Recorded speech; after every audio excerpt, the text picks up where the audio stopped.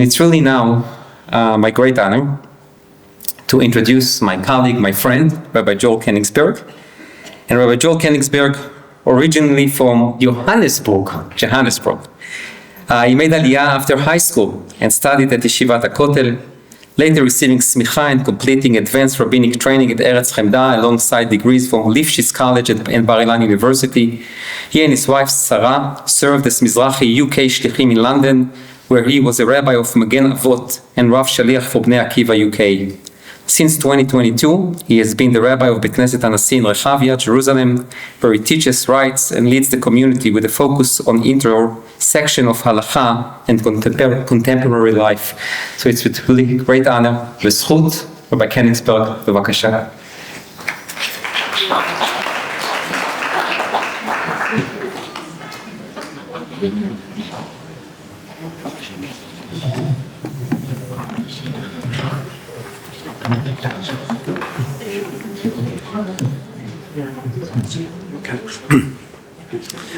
Live Tov, everyone. Thank you, Rabbi Finkelstein. Thank you, Rabbi Berman, Rabbi Shaw, the entire OU team that has worked so hard to put tonight together. And it's really an honor for me to be here with you tonight. It's an honor to be here, be able to share words of Torah with you, but it's particularly an honor to be able to share some words in memory and in tribute for our dear teacher, Morenu v'Rabbeinu of Berel, Wein, Zecher Tzadik Livracha. You know, it's still very difficult to stand up here and speak about Rabbi Wein in the past tense. It's hard to believe that he's no longer with us.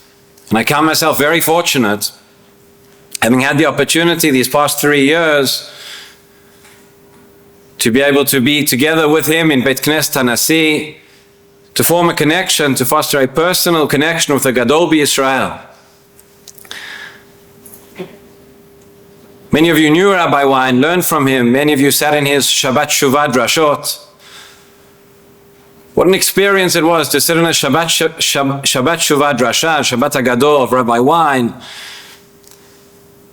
I mentioned to somebody today, I just heard recently, he writes in one of his books, Rabbi Wein says that when he came to Israel, on principle, he never advertised his Shabbat Shuvah Drashas. And the reason was he was a big successful Rav from America. He came to Israel, he kept a low profile. Well, he tried. Oh no, Rabbi Wein could not keep a low profile. People heard about it. It didn't help him that he didn't advertise. They came from everywhere. Came from all over Yerushalayim. The Beit Midrash was packed. There was nowhere to sit. There was nowhere to stand. The atmosphere was electric. And I had the opportunity, I had the privilege of bringing my son along to those drashot, and I said to him, I said, you know, one day you'll be able to tell your children and their children that you sat in the Shabbat Shuvah Drashas of Rabbi Wein. And today I ask myself, how can we approach Yom Kippur without his Shabbat Shuvah Drasha? We'll have to figure out a way. But tonight is not about giving hespedim. And I'm certain that if Rabbi Wein could hear us or could hear me now, he would laugh and he would look at me and he would say, what are you doing? Why are you talking about me? Teach them some Torah. That's what we're here for. So that's what we're going to do. We're going to learn from the Torah that Rabbi Wein taught us. Learn from his legacy. Learn from his shiurim. Learn from his lessons, and particularly with a focus on Tshuva, Rosh Hashanah, Yom Kippur. Of course, that's the time of year, and that's what we're here trying to prepare for this evening. So I want to share with you 3 lessons. 3 lessons specifically related to Tshuva, related to this time of year. 3 lessons that I learned from Rabbi Wein and that I think we can all take to heart and can help us all to prepare in a better way for the days ahead. So let me begin with a story. It's a story that Rabbi Wein loved to tell. He would tell it often. You've probably heard it if you've ever heard Rabbi Wein. You know, something I noticed, by the way, over the last few years is that Rabbi Wein would repeat many of his stories. He would say the same thing over and over. Sometimes I would wonder, why does he repeat the story so many times? You know, and since his passing, it dawned on me. he wasn't repeating the stories because he forgot that he had told them. He was repeating the stories because he knew that if he told us them enough times, there was a chance that we might remember. And it worked. He would repeat the same message over and over again, in a different way. But he said, if I tell them enough times, then maybe eventually at some point their message will start to sink in. And it did. So one of his stories, I'll allow myself to say this was one of his favorite stories based on how many times he told it. And you may have heard, but the story goes, Rabbi Wein's first grandson turned 3 and had a great birthday party for the 3-year-old.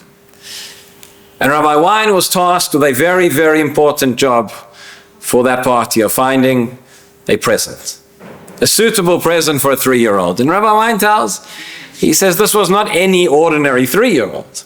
This was his grandson.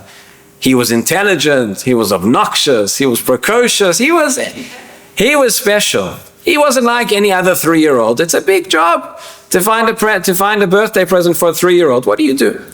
So he went to the store, and he looked around, and he spent a long time. He spent a long time in the toy store finding the perfect gift. It had to be educational, it had to be safe, it had to be enriching, it had to be all sorts of things. And he tells the story. He finally was able to select the gift. He came home, he brought the gift to the party. The grand day arrives, the 3-year-old's birthday party is here, and he gets the gift.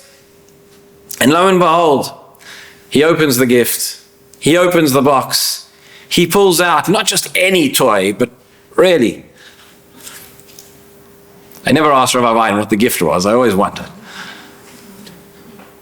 But he says the child took out the gift and he then proceeded to spend the next hour playing with the box. We can tell who's bought a gift for a 3-year-old. But Rabbi Wein said, and this was the depth of the story, that was the mashal, he said, the nimshal, he said, that's us. Are we not all that 3-year-old?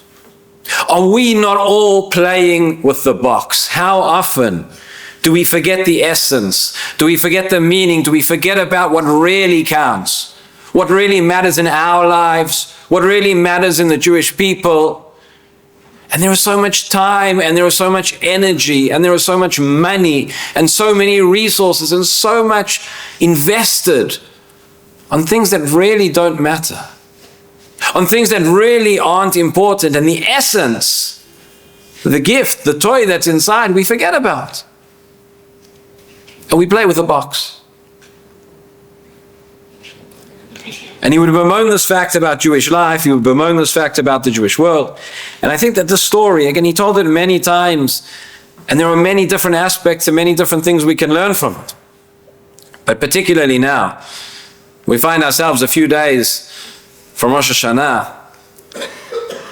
On a personal level, it comes to our tshuva, it comes to what are we thinking about? What's the day about? What are we going to do? What are we going to achieve? Am I living my life? Am I living my life trying to find the essence, or am I playing with the box? And I saw this morning in one of his many, many svarim, a number of years ago, there was a collection, anthology of some of the shorter essays that Rabbi Wein had authored. And he writes there an essay for Yom Kippur, and lo and behold, he brings the story of the box. Let me read to you what he says in this particular context about it. He says, to a certain extent, after telling the story, of course, to a certain extent, we are all like that child. We discuss, he's talking about Yom Kippur, we discuss how long the services took on Yom Kippur, whether the break was sufficiently long or short, whether the chazan was on key or not, how much rest we were able to get during the rabbi's sermon.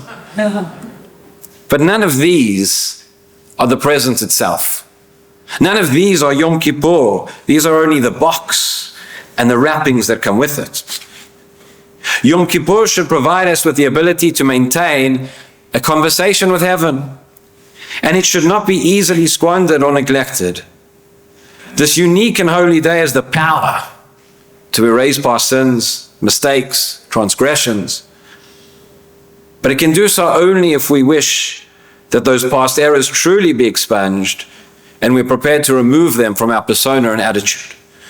I believe that this life-saving objective can only be accomplished if we view Yom Kippur as a gift to us and not just as a day of fasting and physical abstinence. So too it is for Yom Kippur, so too it is for Rosh Hashanah, so it is for every day on the Jewish calendar. And I remember once, one of the pamphlets with Divrei Torah that was going around before Rosh Hashanah, and there was a full-page advert. And it was very, very inspiring. It had this text at the top and in very large letters, a very inspiring message. It said, "Are you ready for Rosh Hashanah?"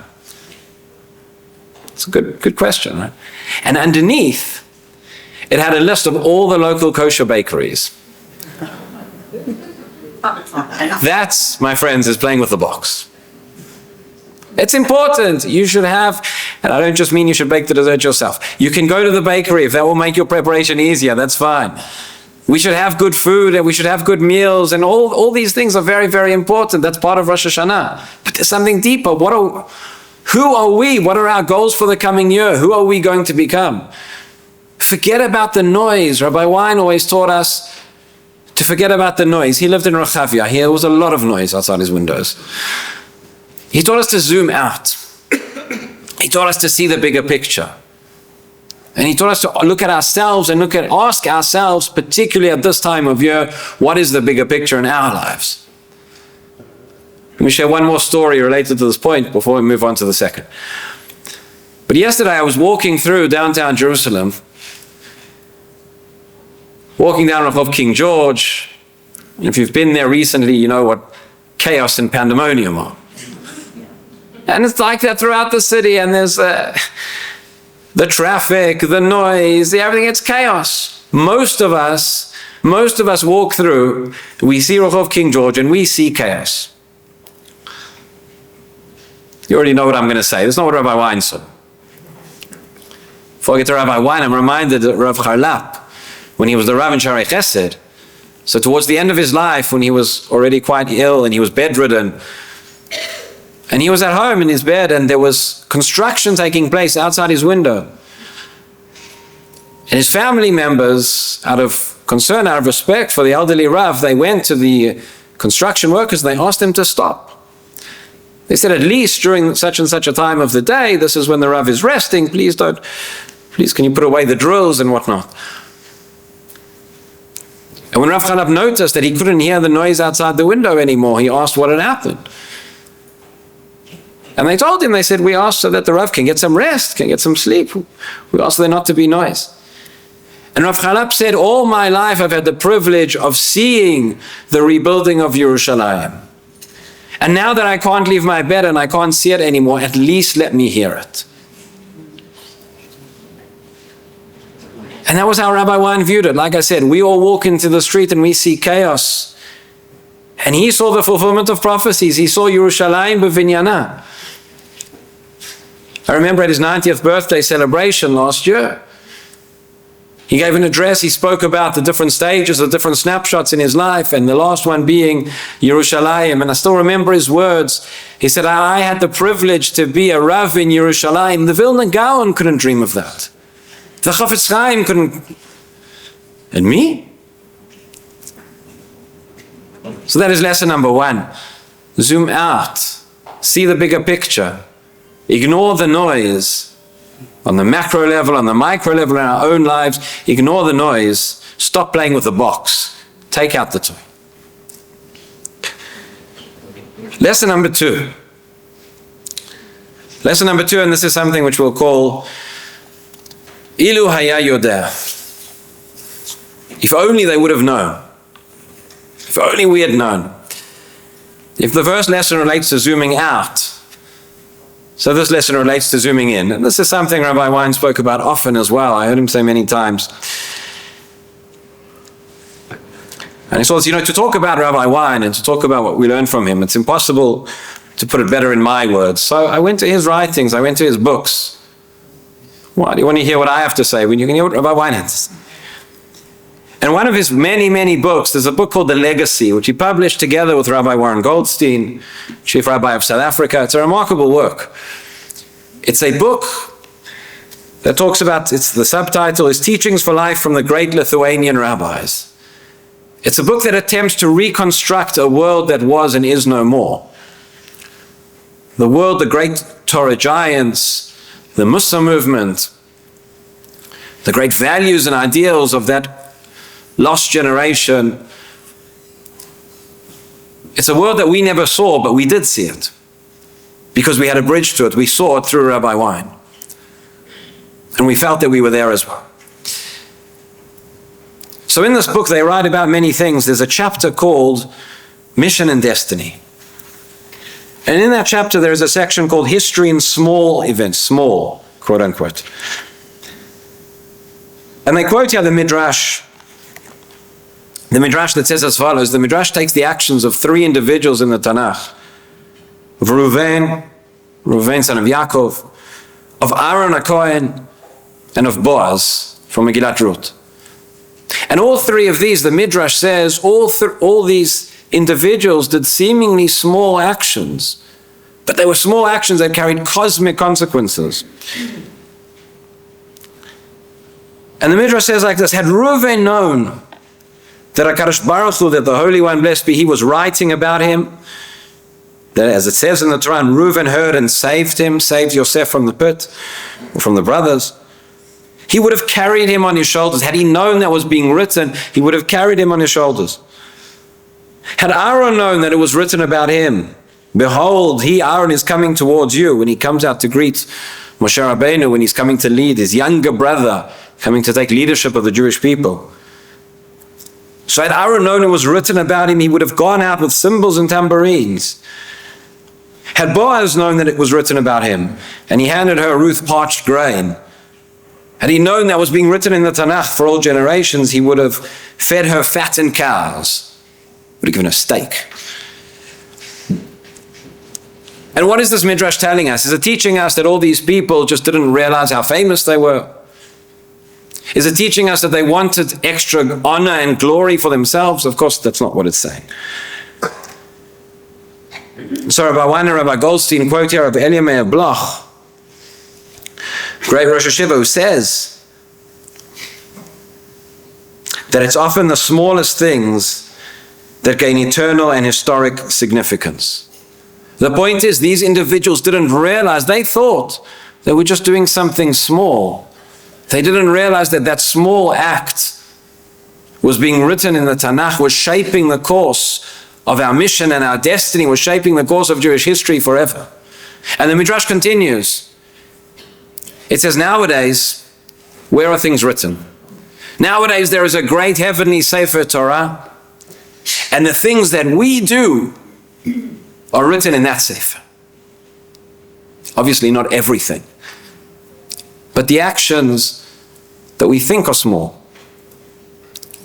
but really are so meaningful and are so impactful, like Rav Shai spoke about beforehand. The things that make a difference in other people's lives, the things that make a difference to the future, to the destiny of the Jewish people. And the language the Midrash says, it talks about this Sefer Torah, quotes from the prophet Malachi, who calls it a book of remembrance. Sefer Zichronot. Of course, Sefer Zichronot makes us think of Rosh Hashanah coming up in just a few days' time.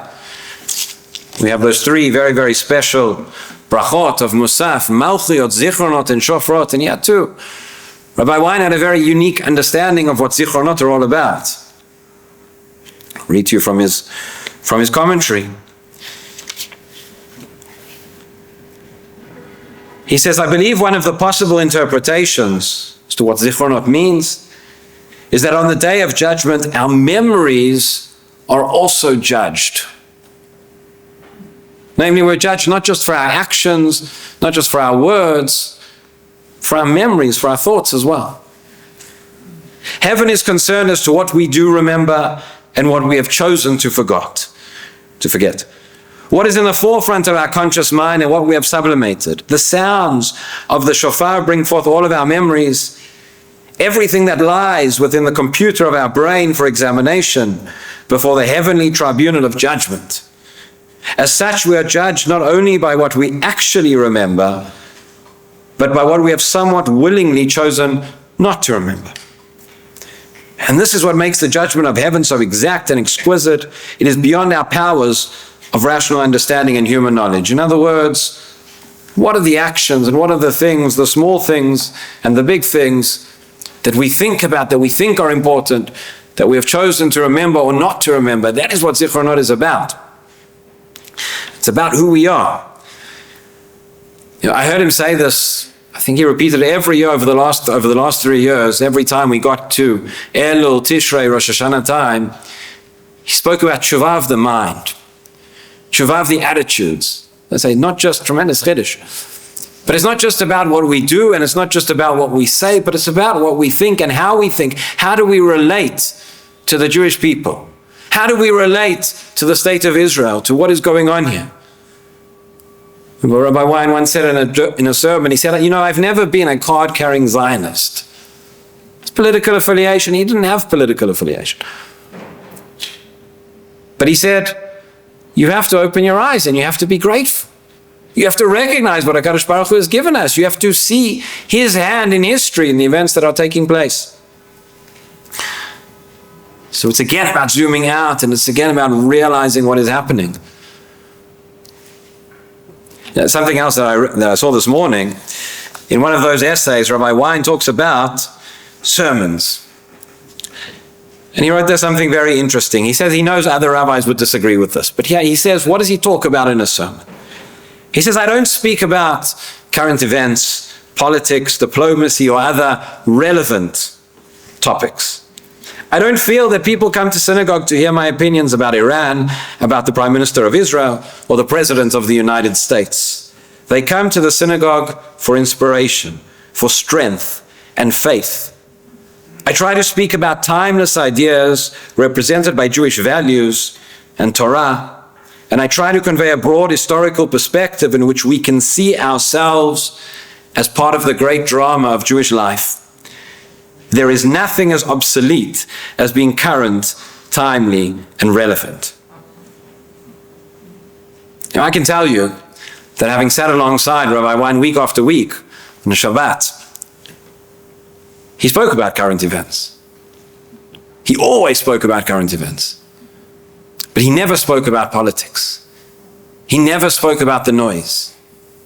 He gave a flavor of eternity to the things that are happening here and now. And always the question was, what does this mean for us? What are we being called upon to do? What is heaven trying to tell us by the things that we see around us? So lesson number 1, don't play with the box. Learn to zoom out, learn to ignore the noise, learn to see what's really going on, what's really important for our people, what's really important in our own lives. Lesson number 2, maybe paradoxically, is that it's not only the big things, it's the small things, it's the small actions, it's every individual and every action that I take and every thought that I have has an effect and has an impact and is so important. But each one of us, as he said, is part of that great drama. Each one of us has a role to play, and he empowered us every time he spoke. He made us all feel so, so important. Lesson number 3, I'd like to share, relates to his unstoppable drive. Unstoppable drive to always do more for the Jewish people, to always achieve more. And I feel that Rabbi Wein was the epitome of the story of Rabbi Yisrael Salanter. The famous story of Rabbi Yisrael Salanter, when he sees the shoemaker and he's working late at night and there's a candle in front of him and he says, so long as the candle burns, then there is more work yet to be done. Kol od she'aner dolek efshar letaken. And Rabbi Wein knew and he felt inside him that so long as the candle is still burning, there is still more that can be achieved, and how much he achieved. It struck me recently, after his passing, when I read his autobiography, book that was published about a decade ago. He was 80 years old when he published it, and he talks about the things that he's done. He talks about the books that he has published. From the time that that book was written, when he was 80 years old, The things that aren't mentioned because they only happen afterwards. Another dozen books that he wrote. Another film that he produced about the Abarbanel. Thousands of shiurim and lectures and tapes. And he achieved more in his last decade than many people achieve in a lifetime. But he was teaching us, not just by what he taught us, but by what he achieved. The question is us, what can we achieve? We cannot. We're all important, we just said. And that should spur us on, and that should inspire us. And again, at this time of year, okay, what are my goals? What am I going to achieve? I have an achrayut. I have a responsibility. Every one of us has a responsibility. What are we going to do for the Jewish people? I can't not mention the famous story of Rav Herzog. I'm sure everyone here knows that. But if you don't, you're in for a treat. I think when Rabbi Wein was 12 years old, when he was a young boy in Chicago, Rav Herzog came to visit. He told the story many times, and he describes his father took him to go and greet Rav Herzog, and Rav Herzog told the story. He said he'd just been to the Pope. And he'd gone to the Pope and told him there were 10,000 Jewish children that had converted to Christianity, that had survived the Holocaust. And Rav Herzog said, we want our children back. And the Pope said, they've been baptized to Christianity, they're Christian now, they're not yours. And Rav Herzog, standing tall, began to weep. And he turned to his audience and he said, there's nothing more that I can do for those children. But what are you going to do for the Jewish people? And Rabbi Wein said, as they all left the room and they went out and they shook Rav Herzog's hand one by one, he turned to them and he said to them, did you hear what I said? Did you hear what I said? Remember what I said. What are you going to do for the Jewish people? Rabbi Wein taught us that that moment changed his life. He never forgot it. But of course, when he would tell us that story, and this was mentioned in one of the Hespedim, when he told us that story, he wasn't just repeating Rav Herzog's question to him, he was asking that question to every one of us. What are we going to do? So I truly feel that Rabbi Wein would not forgive me if I just stood here tonight and just shared with you stories. So I've tried to do a little bit more than that. And I think that the message for all of us is, let us not just remember his life with nostalgia, which of course we will, but let us continue his legacy. And at this time of year, let us particularly take those piercing questions to heart. As we approach Rosh Hashanah and Tshuva and Yom Kippurim. Lesson number one, don't play with the box. Forget about the noise. Think about what's real. Think about what's real on a national level, and think about what's real on a deep, deep personal level. That's often much harder to do. Number two is don't make the mistake of thinking that we're not important. Don't make the mistake of thinking that my actions don't matter. Remember that everything I do has the potential to be part of that great storyline of the Jewish people. Every action I take has the potential to be written in that great heavenly Sefer Torah. And every attitude and thought that I think has the potential to be judged and to enter into that Sefer Zichronot. And number three is don't sell ourselves short. Keep going, achieving, trying to do more, trying to achieve even greater heights. Remember how much he achieved, and remember what a calling that is to every single one of us. And if we do all of that, we will, Be'ezrat Hashem, not just remember him, but we will elevate his neshama, and we'll bring merit to ourselves and to the Jewish people. Thank you all for listening. I want to take this opportunity to wish everybody a k'tiva v'chatima tova, a shana tova, a great, happy, healthy year, a year of victory, a year of peace, a year of geula shlema for us and for all of Klal Yisrael.